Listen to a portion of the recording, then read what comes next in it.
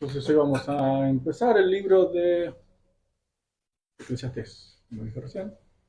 Vamos a estar algunas semanas con el último libro de la serie de sabiduría, aunque Cantares también es considerado un libro sapiencial, es un libro de sabiduría. No lo vamos a ver en esta serie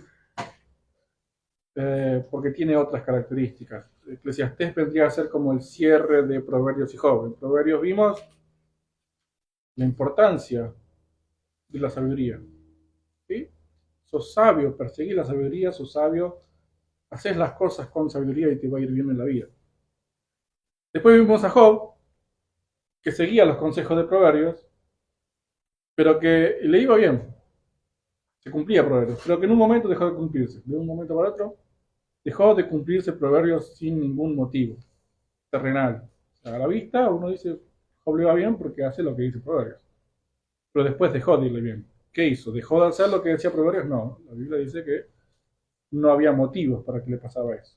Dios mismo lo dice, sin razón, sin motivo. Entonces vemos Eclesiastés como una conclusión. Dice, bueno, tenemos Proverbios, hago las cosas bien, me va bien, pero veo a Job y que no le fue bien en un momento hacer las cosas bien. Entonces, ¿de qué sirve hacer las cosas bien? Diría Eclesiastés. Por eso la famosa frase, todo es vanidad. Incluso dice que perseguir la sabiduría es vanidad. Hay un versículo que lo vamos a ver hoy, que directamente dice, no seas demasiado justo, ni seas sabio en exceso, porque habrás de destruirte. Y pareciera que va en contra de los proverbios y parece que tiene esta mirada un poco pesimista de la vida. ¿Para qué me voy a esforzar si todo es vanidad? A Job le fue mal, fue horrible, tuvo una de las peores situaciones de la vida de un ser humano, haciendo las cosas de manera perfecta, recta, con temor de Dios, apartado del mal. Entonces, ¿qué hacemos? O sea, el proverbio dice, ¿qué pasa? Todo, bueno, todo es vanidad. Y aunque parezca pesimista, eso en realidad es un libro que nos enseña a ver la vida como corresponde.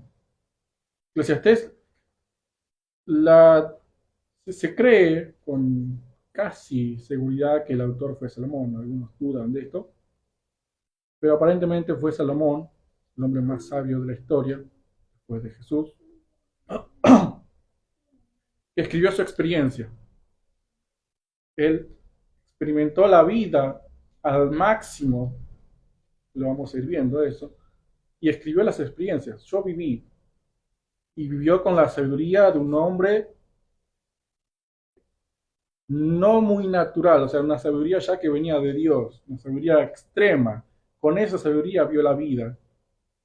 Y a partir de sus experiencias que nos enseñan cómo se debe vivir la vida, cómo un hombre sabio tiene que vivir la vida teniendo en cuenta la experiencia de Job, que no, obviamente no es que habla de eso, pero nosotros sabemos, teniendo en cuenta la experiencia de Job, teniendo en cuenta Proverbios, cómo vivimos la vida si todo es vanidad. Si a veces me va a ir mal haciendo las cosas bien. Y nos señala, nos enseña, nos dice que la forma de hacerlo es mirar a Dios y entender que la necesidad última de todo ser humano es Él. ¿Cómo vivo entonces de la mejor manera la vida si nada tiene sentido en la vida? Bueno, dependiendo de Él, teniéndolo en cuenta a Él. Eso es más o menos un resumen del libro. Y es como la conclusión de los otros dos. Por eso no vemos cantar, terminamos hasta la serie. Así que vamos a empezar. Vamos a ver los primeros dos capítulos y vamos a leer los primeros 11 versículos. Vamos a ir viendo porque esta es como la introducción al libro. Palabras del predicador, hijo de David, rey en Jerusalén. Predicador es Eclesiastés, hijo de David, rey en Jerusalén. Por eso así, de esta manera, por esto se cree que Salomón es el autor, aunque después pareciera que no. Vanidad de vanidades, esta es la famosa frase, vanidad de vanidades, dijo el predicador, vanidad de vanidades, todo es vanidad. Eh, Generalmente se entiende vanidad, como cuando todo es vanidad, se entiende como que bueno, todo es un sinsentido, nada tiene sentido en la vida. De hecho, hay algunas traducciones, pocas las que vi, que traducen así, que las cosas no tienen sentido. Pero una traducción más fiel sería soplo de soplo, todo es soplo, o aliento, aliento, todo es aliento. Y esto tiene el sentido de algo que se esfuma.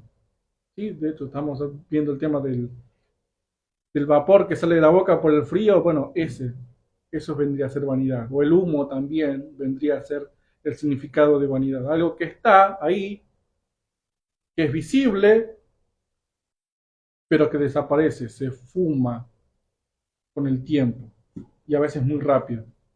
Eso es vanidad.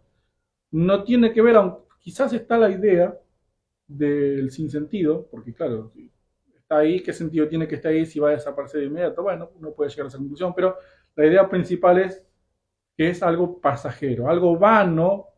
En Eclesiastés es algo pasajero, algo transitorio, algo temporal, algo que se fuma, incluso si yo lo quiero agarrar, no puedo. Por eso también está la expresión aflicción de espíritu, que es una mala traducción, porque aflicción de espíritu es en realidad es perseguir el viento, o el dolor de perseguir el viento, porque claro, lo quiero perseguir, atrapar y no puedo, me esfuerzo, me canso y no puedo atrapar el viento, es imposible.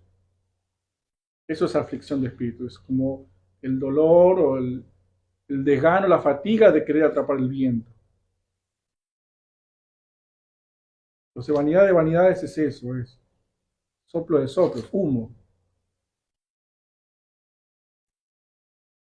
Desaparece. Todo en la vida, está diciendo, es vanidad. Todo en la vida es temporal.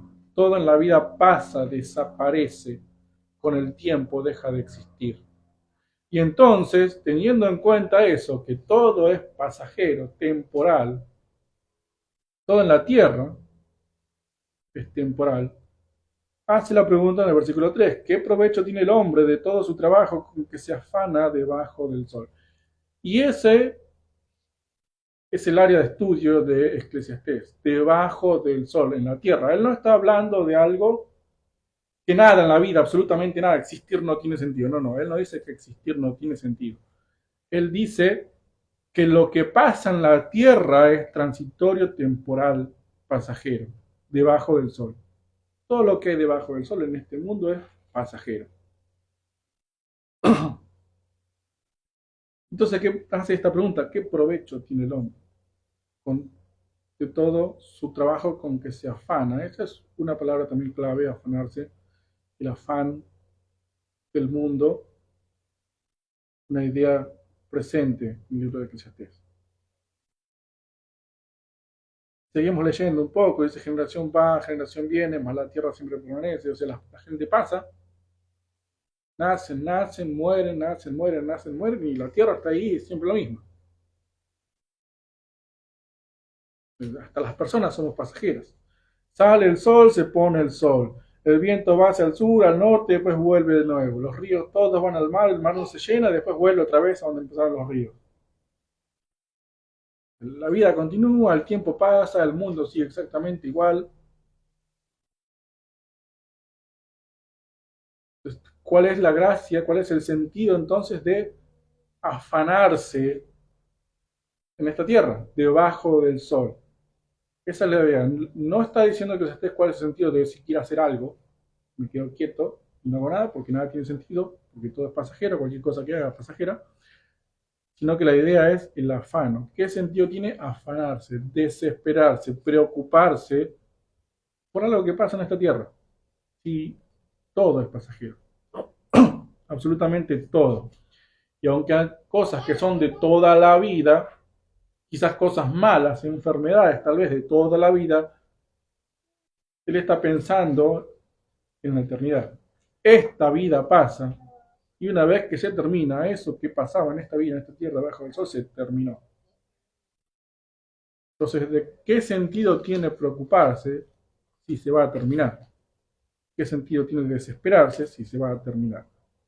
¿Qué es lo que fue? Lo mismo que será.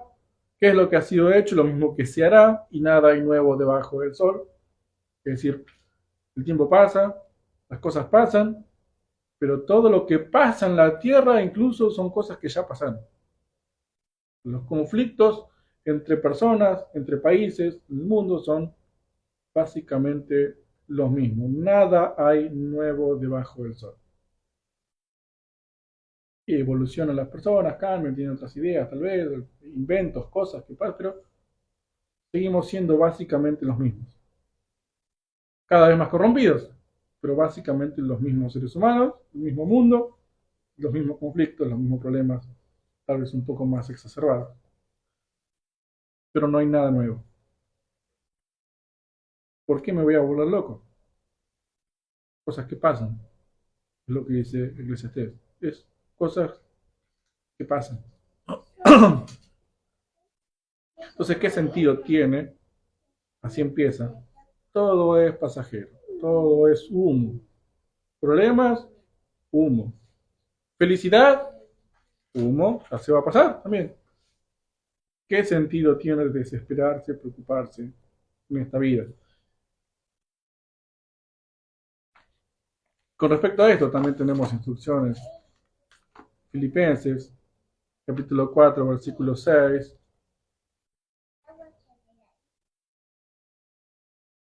Lo conocemos, ya ni haga falta leerlo, pero lo recordamos. 4:6 de Filipenses. Por nada estéis afanosos, sino sean conocidas vuestras peticiones delante de Dios en toda oración y ruego con acción de gracias.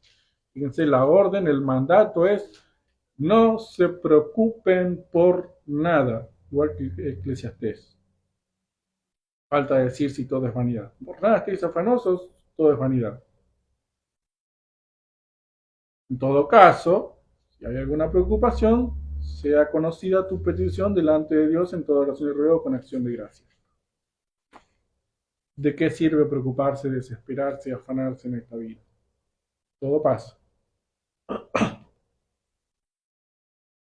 El tiempo pasa y el mundo sigue exactamente igual. Esta idea también está en el capítulo 3, en el versículo 15. Dice, aquello que fue ya es, y lo que ha de ser fue ya, y Dios restaura lo que pasó. Es como si Dios hubiese preparado el mundo, la tierra, hubiese decretado que las cosas fuesen así, como una espiral. Pasa el tiempo, pasan las personas, hay más cosas en el mundo, hay pequeños cambios, pero todo está dentro de una espiral y es básicamente siempre lo mismo. Tenemos guerras, tenemos desastres naturales, tenemos conflictos familiares, siempre pasa lo mismo.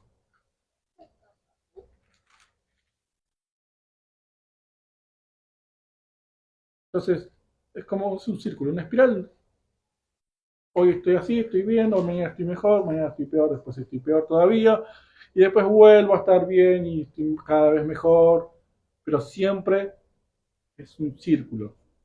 No es infinito sobre sí mismo, sino una espiral, porque vamos cambiando, pero siempre vamos y venimos en lo mismo. Bien, mal, más o menos, bien, mal, más o menos, problemas, no problemas, alegría, tristeza y bronca y todo lo demás. Porque Dios decretó que así fuese. Dios restaura lo que pasó. Dios provocó, Dios decretó que así fueran las cosas. Imagínense que todo fuese nuevo. Piensen en la materia de historia en el colegio. ¿De qué serviría estudiar la historia si jamás va a volver a pasar algo que ya pasó? Es más, está la frase, hay que estudiar la historia para no volver a cometer los mismos errores. ¿Por qué? Porque puede volver a pasar exactamente lo mismo y pasa exactamente lo mismo que ya pasó antes. Entonces, eso es una manera en la que nosotros podemos aprender, que todo sea siempre igual, nos permite aprender de los errores del pasado. No propios solamente, sino también de todo el mundo y de la historia. Y sin embargo, todo vuelve a pasar igual. Y todo va a ser así, todo va a ser esta espiral, pasando siempre lo mismo, una y otra vez. De diferentes maneras, pero pasando siempre lo mismo, una y otra vez, hasta que venga Cristo. Y tenemos en el capítulo 18, 19, al final del capítulo 19, aparece el jinete del caballo blanco, que es Cristo, que termina de derrotar a Satanás y a los suyos. Y a partir del capítulo 20 en adelante, 20, 21, 22, es todo alegría. Y el 21 dice claramente que después de que viene Cristo, es decir, después de que terminó todo en el capítulo 19, después de que vino Él a conquistar el mundo, a juzgar al mundo, se termina la espiral, se termina el ciclo, se termina esto de que todo se repite. Y dice Juan, vi un cielo nuevo y una tierra nueva, porque el primer cielo y la primera tierra pasaron, y el mar ya no existía más.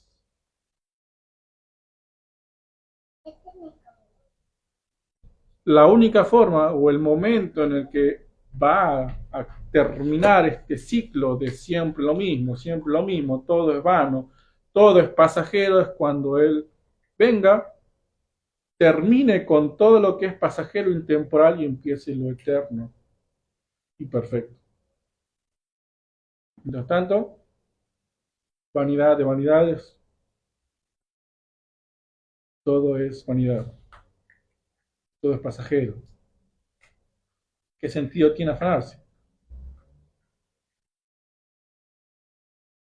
Y a partir del versículo 12 y hasta el capítulo 6, pero vamos a ver hoy hasta el 2, hace cosas específicas, habla específicamente de algunas cosas son vanidad. Primero dijo todo es vanidad. Bueno, ahora en particular estas cosas son vanidad.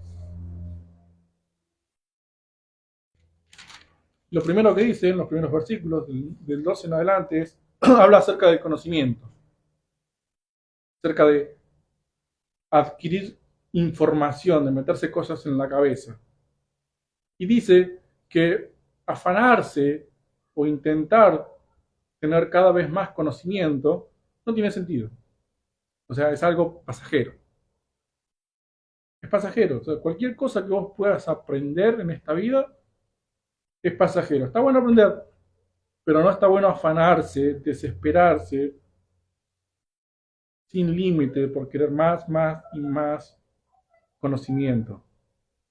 Dice el versículo 13, di mi corazón a inquirir y buscar con sabiduría sobre todo lo que se hace debajo del cielo.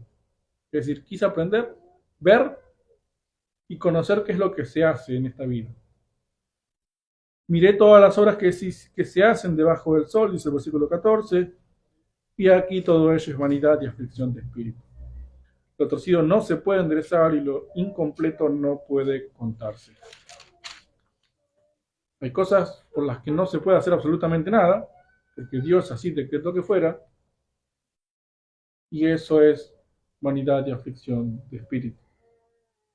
El versículo 17 dice, dediqué mi corazón a conocer la sabiduría, ¿ven? A conocer la sabiduría, no a ser sabio, sino a conocer la sabiduría, y también a entender las locuras y los desvaríos. Es decir, quise conocer qué es la sabiduría y quise conocer qué es la locura y el desvarío, para compararlo. Y conocí que aún esto era aflicción de espíritu, que no era como perseguir el viento. Intentar conocer la sabiduría y la necedad, lo que hacer, es como intentar atrapar el viento. Me afané, perseguí el conocimiento y no conseguí nada. Porque en la mucha sabiduría hay mucha molestia, quien añade ciencia, añade dolor. Y con respecto a esto, con respecto a esto de intentar perseguir el conocimiento de forma afanada, el teólogo conocido, Matthew Henry, dice que Salomón probó todas las cosas y las encontró vanas. Encontró en su búsqueda del conocimiento fatiga, no solo corporal, sino también mental. Cuanto más veía las obras realizadas bajo el sol, más veía su vanidad, y la vista a menudo irritaba su espíritu. No podía obtener satisfacción para sí mismo ni hacer un bien a los demás como esperaba. Incluso en la búsqueda del conocimiento y la sabiduría descubrió la maldad y la miseria del hombre. De modo que cuanto más sabía, más veía motivos para lamentarse y llorar. Aprendamos a odiar y temer el pecado, la causa de toda esta vanidad y miseria, y a valorar a Cristo y a buscar descanso en el conocimiento, el amor y el servicio del Salvador. Es decir, Salomón se esforzó por conocer más y más, saber qué hay en este mundo, qué está pasando, y eso le trajo aflicción, le trajo dolor, le trajo fatiga. Mucha sabiduría, mucha molestia, y quien añade ciencia, que es conocimiento, añade dolor. Entonces, ¿cuál es el sentido de intentar perseguir tanto conocimiento? Si al final no solamente es pasajero, sino que además te va a causar dolor, porque vas a ver que el mundo, y también habla de eso Eclesiastés, el mundo no es tan agradable como uno lo esperaría. Ahora también está la idea en el comentario de Matthew Henry, la idea de conocer a Cristo. Vamos a leer Filipenses 3, Filipenses capítulo 3, versículo 8.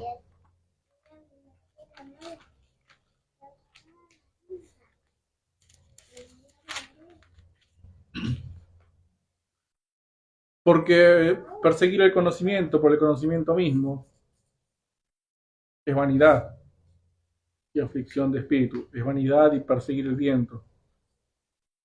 Pero hay un conocimiento que no solamente no es vanidad, sino que uno debe, sí, afanarse y esforzarse y desesperarse por obtenerlo, y es el conocimiento de Cristo. Y esto hacía Pablo, que dice en Filipenses 3:8, y ciertamente aún estimo todas las cosas como pérdida, es decir, desecho todo por la excelencia del conocimiento de Cristo Jesús mi Señor, por amor del cual lo he perdido todo y lo tengo por basura, para ganar a Cristo.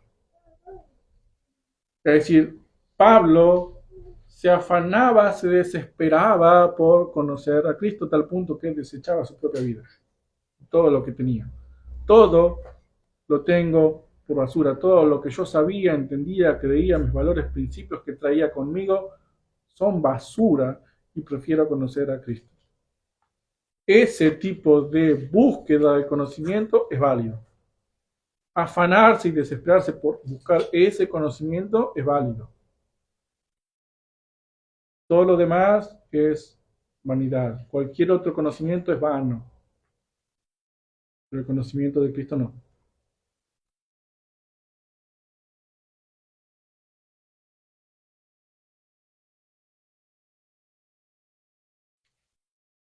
El capítulo 2, hasta el versículo 11, habla de la vanidad de perseguir, en este caso antes el conocimiento, habla de la vanidad de perseguir el placer. Perseguir el placer es vanidad. Eso lo tenemos bastante claro porque es algo de lo que habla bastante la Biblia. Pero dice el versículo 1, dije yo en mi corazón, ven ahora, te probaré con alegría y gozarás de bienes, mas he aquí esto también era vanidad. Te probaré con alegría y gozarás de bienes, alegría, bienes, cosas, y busqué la felicidad, la alegría y el placer en las cosas, pero esto también era vanidad. Estas cosas también eran pasajeras. A la risa le dije, enloqueces. El placer, ¿de qué sirve esto? Y hay versiones que dicen, no tiene sentido o es una tontería vivir riéndose. Eso es lo que significa a la risa le dije, enloqueces. Es una locura, es una tontería, es un sinsentido vivir riéndose. No es que está mal reírse, sino que no tiene sentido. Está mal, es una locura vivir todo el tiempo sonriente y riéndose por cualquier cosa que pase. Eso no tiene sentido. Es una tontería. No se puede vivir todo el tiempo, el 100% del tiempo, con una sonrisa o riéndose de todo lo que pasa. Y el placer, directamente dice, ¿de qué sirve esto? ¿De qué me sirvió El placer, recuerden, es la experiencia del predicador, del Eclesiastés. ¿De qué sirve el placer? Todo es vanidad.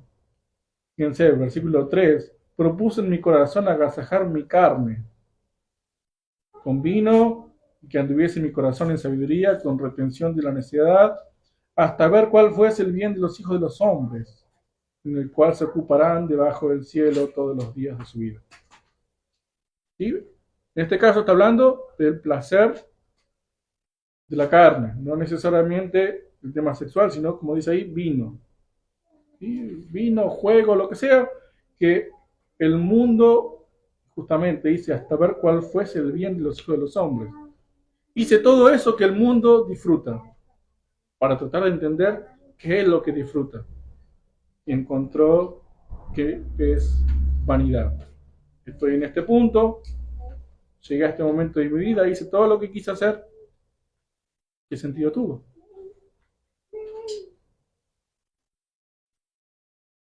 Engrandecí mis obras, me hice huertos y jardines, hice estanques de aguas, compré siervos y siervas, amontoné plata y oro, tuve cantores y cantoras y toda clase de instrumentos de música. Toda vanidad. Fui engrandecido y aumentado más que todos los que fueron antes de mí en Jerusalén. Y además conservé conmigo mi sabiduría.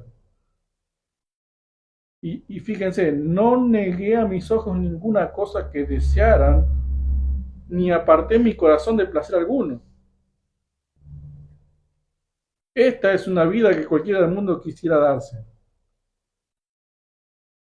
Todos los placeres del mundo que se le ocurrieron los tuvo. Pero dice el versículo 11, miré yo luego todas las cosas, todas las obras que había hecho mis manos, y el trabajo que me tomé para hacerlas, y aquí todo era vanidad y aflicción de espíritu y sin provecho debajo del sol. El mundo cree que hacer estas cosas es lo que tiene que hacer cuando viene, cuando está acá, para que la vida la voy a disfrutar. Pero el Eclesiastés hizo eso. El Eclesiastés lo hizo y después miró para atrás y se dio cuenta de que no tenía sentido. Hay un detalle acá que es, dice acá el versículo 3, se propuso agasajar su carne con vino, pero también que anduviese su corazón con sabiduría. Y recién leímos también que conservó su sabiduría, es decir, la razón por la que él pudo entender que todo era sin sentido es justamente porque él era sabio. Una persona completamente necia quizás llegue al final de su vida y vea que hizo un montón de cosas y diga, mi vida fue espectacular. Pero alguien que entiende un poco la vida y la ve al mismo tiempo a la luz de la eternidad se da cuenta de que no tuvo ningún sentido.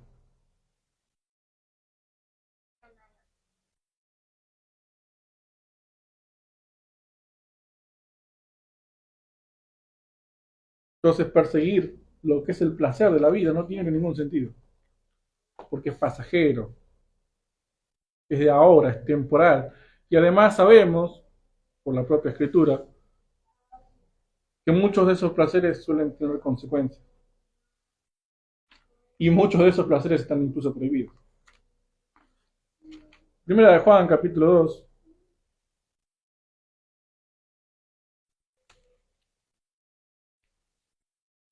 Primera de Juan 2, 1. Perdón, 2:17. Primera de Juan 2:17. Y el mundo pasa y sus deseos, pero el que hace la voluntad de Dios permanece para siempre. Como si Juan hubiese leído, y seguramente sí, leyó Eclesiastés, que entiende, el mundo pasa, el mundo es vano, el mundo es un soplo, es humo y sus deseos, los deseos mundanos, los placeres mundanos pasan con el mundo, son vanos. ¿De qué sirve? Un ratito. ¿Y consecuencias? Tal vez para toda la vida. También consecuencias serán vanas, pero no se compara. Dice ahí, miré el esfuerzo que me tomó para conseguir eso y no tiene sentido. Es como el que ahorra todo, trabaja 11 meses y medio en el año, ahorrando la plata para ir 2 semanas de vacaciones.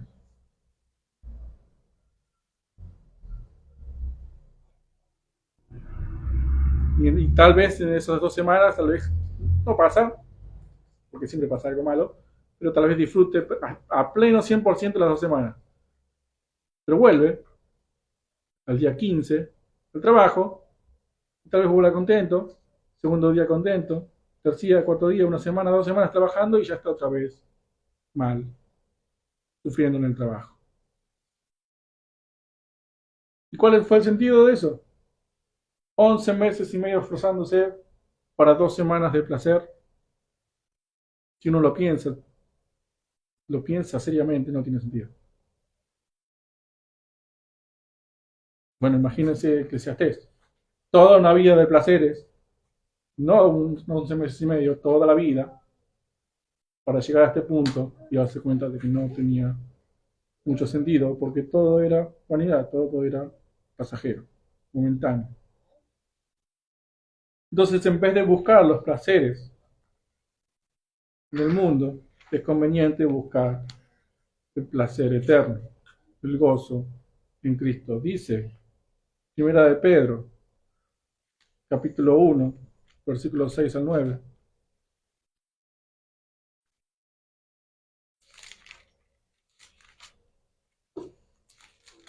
Primera de Pedro 1, del 6 al 9.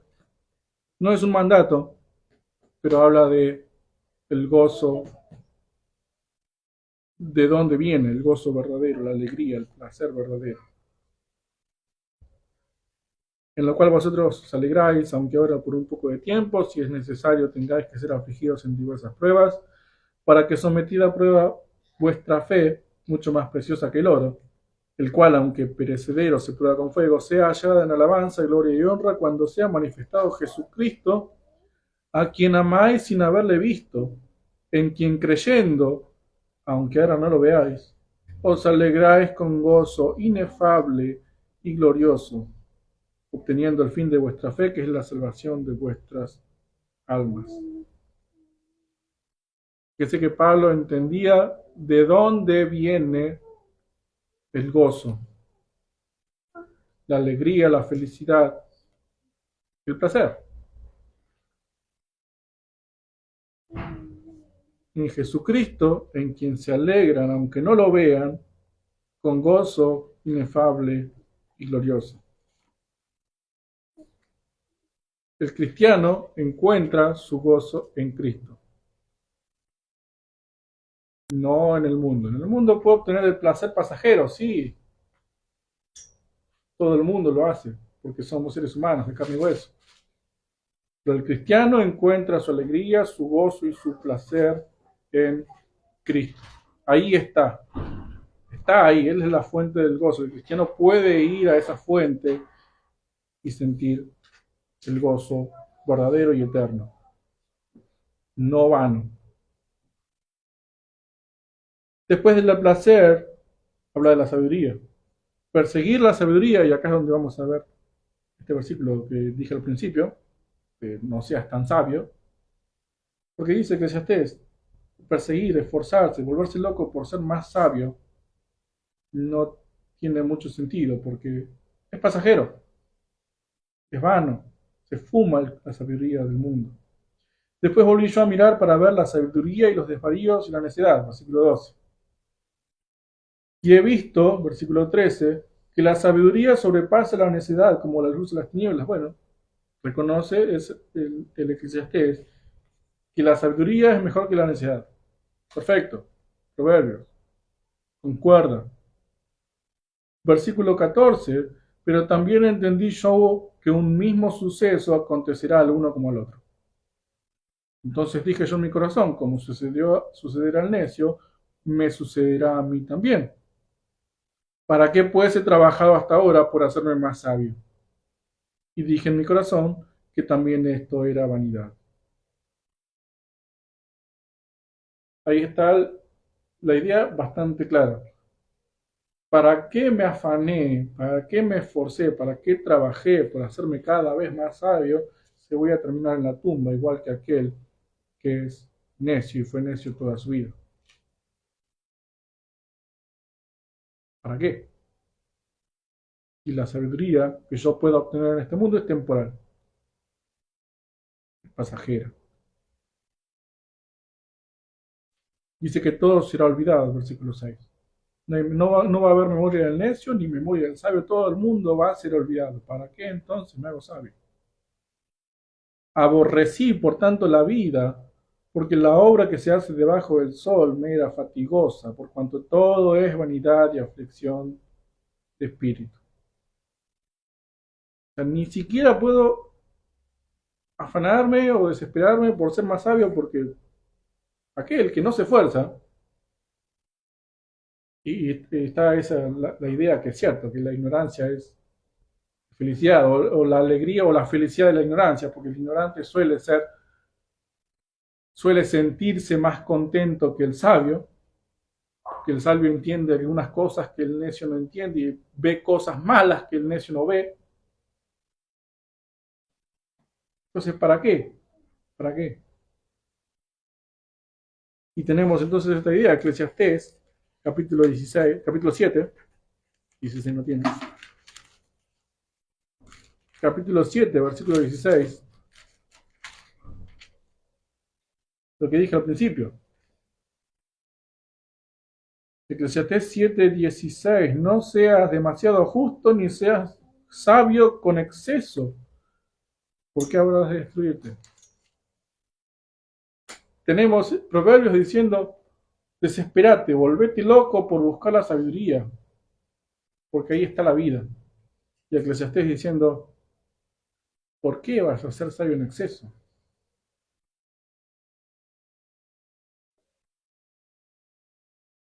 La idea acá no es despreciar o desechar la sabiduría, ni ponerle un límite a la sabiduría, sino que hay una idea, y esto busqué eh, comentaristas hablando de este versículo, porque está hablando Salomón de no ser sabio en exceso.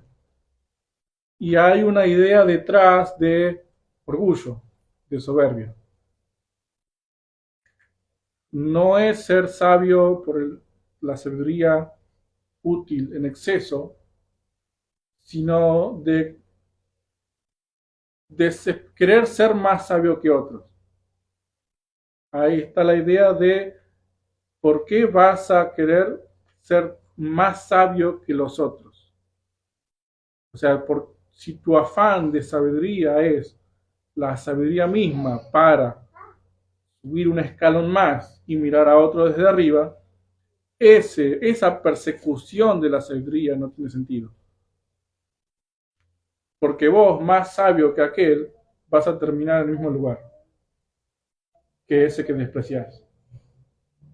Entonces, tu búsqueda incansable de conocimiento, como antes, y sabiduría ahora, de entender, comprender, de saber lo que pasa en este mundo y en esta vida no tiene sentido.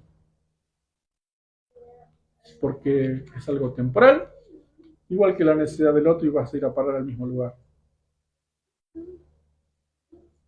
Entonces, no hay que buscar la sabiduría por la sabiduría misma, por el hecho de subo un peldaño más y me paro más alto que otro. Eso no tiene sentido, eso es vanidad, eso es pasajero. Esa sabiduría que puedas obtener, que te hagan más sabios que otros, es pasajera. Y es destructiva, dice, ¿por qué hablas de destruirte?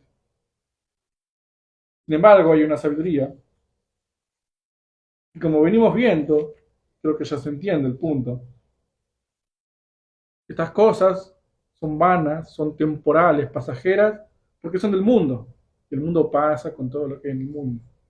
Pero siempre tenemos una contraparte que no es pasajera ni vana, sino que es eterna y siempre está en el mismo lugar o en la misma persona.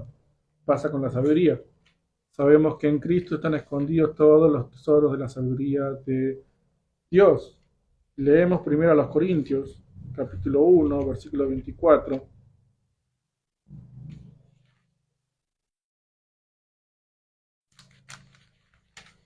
1 Corintios 1:24, mas para los llamados, así judíos como griegos, Cristo, poder de Dios y sabiduría de Dios. Y ya vimos en Proverbios que la sabiduría era Cristo, porque en Proverbios habla la sabiduría misma. Y dijimos que la sabiduría es Cristo. Jesús es la sabiduría encarnada, personificada. Y así como dijimos que buscar el conocimiento de Cristo no es vano, sino que es válido afanarse por conocerlo más, como hacía Pablo, también es válido y es esperado del cristiano que busque a Cristo para obtener esa sabiduría. No la del mundo, no para ser mejor que otros, sino por el simple hecho de obtener a Cristo y su sabiduría que viene de Dios. Eso no es vano. Eso es hasta un mandato. Y finalmente, que esta idea aparentemente continúa hasta el capítulo 6, como dije antes, tenemos acerca del trabajo, del esfuerzo por trabajar. Y dice que ese esfuerzo afanoso es vano también. Versículo 18. Asimismo aborrecí todo mi trabajo que había hecho debajo del sol, el cual tendré que dejar a otro que vendrá después de mí. Y entonces piensa el Eclesiastés: yo hice muchas cosas, trabajé, me esforcé, edifiqué cosas, obtuve cosas, y me voy a morir. Y después alguien va a quedarse con todo eso que era mío y que yo me esforcé por tener. Y quién sabe, dice el versículo 19, si será sabio o necio el que se enseñoreará de todo mi trabajo, en que yo me afané y en que ocupé debajo del sol mi sabiduría. Esto también es vanidad. Sí, hay gente que se vuelve loca, que se esfuerza, que trabaja 24 horas, 20 horas por día. Dice, quiero más, quiero más, quiero más. No, para mí no, sino para el futuro. No, para mí no, para el futuro y para mis hijos y para mis nietos. Quiero más, quiero más, quiero más. Y no descansa, no para, y se desespera, y dice Eclesiastés: yo lo hice toda mi vida, y ahora me doy cuenta que ese esfuerzo no tiene sentido, porque mi trabajo, mi esfuerzo, mis cosas son pasajeras. Es humo, se fuma, desaparece. Me muero yo y viene otro, y el que viene después de mí, ¿qué va a hacer con eso? No sé lo que va a hacer con eso. No sé si es sabio, necio, si va a saber manejarlo o no. ¿Para qué? No que esté mal dejar herencia. La herencia se debe dejar. Eso es bíblico.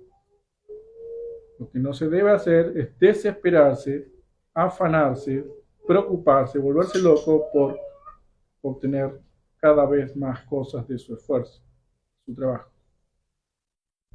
Versículo 23, porque todos sus días no son sino dolores y sus trabajos molestias, aun de noche su corazón no reposa. Esto también es vanidad. Y el trabajo, a partir de la caída en el Edén, representa esto para el hombre. Entonces, ¿qué sentido tiene que yo trabaje tanto y reciba tantos dolores, tantas molestias, para tener más cosas, si todo es pasajero?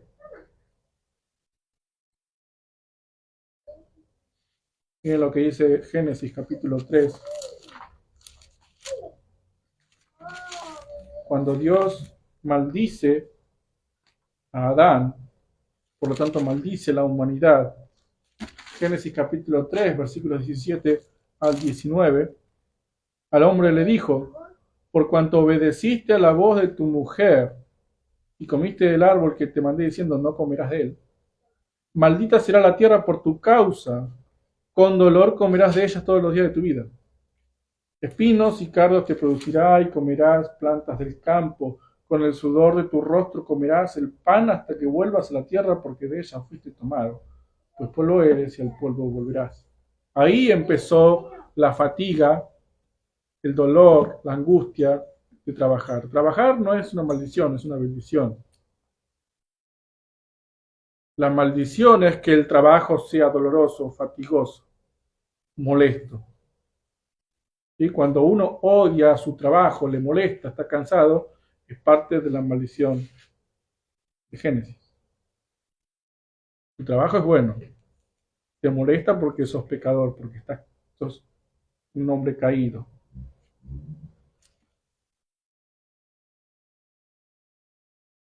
Entonces todo este esfuerzo que uno hace en el mundo, en su trabajo, conseguir un ascenso, por ganar más plata, más horas, horas extra, todo eso, pasajero, temporal.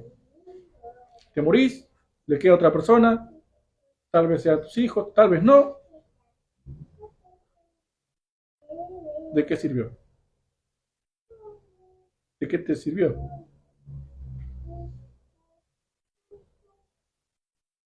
No hay cosa mejor para el hombre, sino que coma y beba y que su alma se alegre en su trabajo. También he visto que esto es de la mano de Dios. ¿Sí? Se trabaja lo necesario para que tengas una vida agradable con tu familia, se administra bien los recursos para dejar herencia a los hijos y se disfruta entonces del trabajo, del fruto de su trabajo, ¿sí? Que coma y beba y que su alma se alegre en su trabajo. ¿Sí?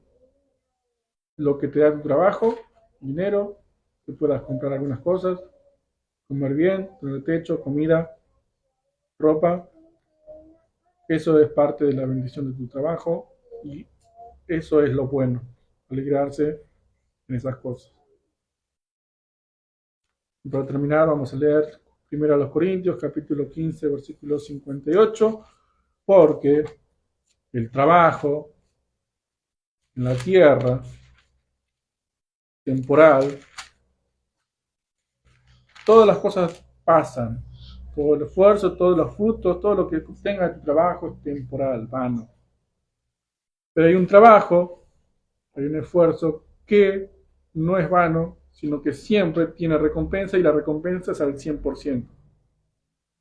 Porque nosotros hacemos las cosas bien en la vida, o nos esforzamos, sino siempre se obtiene el 100% o lo esperado del esfuerzo que uno hace. Pero hay un esfuerzo que siempre obtiene el 100% de recompensa, que es el esfuerzo por servir a Cristo. Primero los Corintios capítulo 15, versículo 58.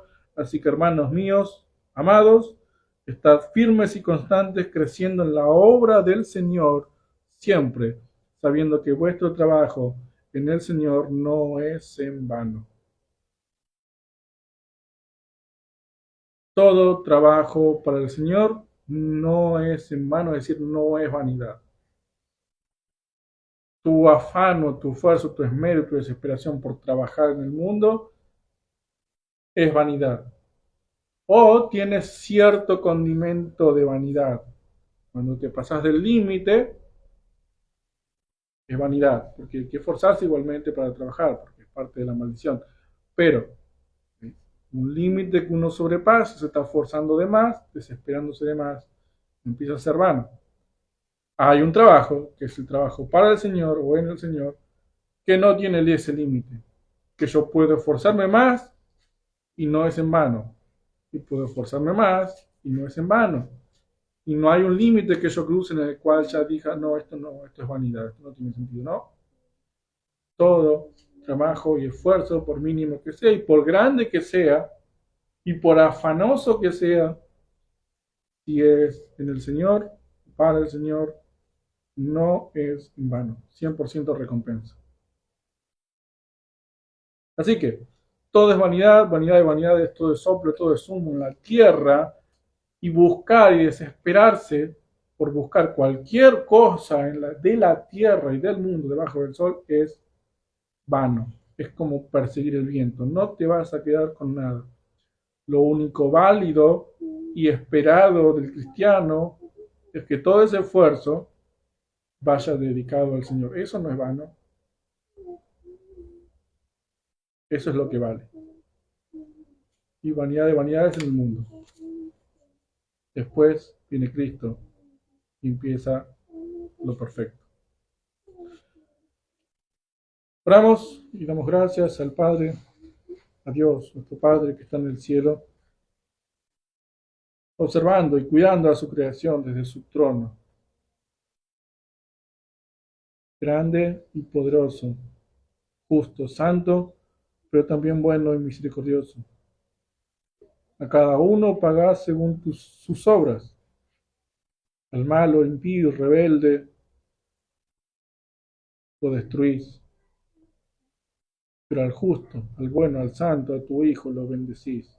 Lo castigás por amor, lo disciplinás, lo corregís, lo enderezás por amor, para que pueda estar delante de tu presencia como hiciste con Isaías en su visión. Un hombre de labios inmundos que debía morir por ver al santo de santos, pero fue purificado de su pecado. Así hiciste con nosotros, al mandar a Cristo a morir en la cruz.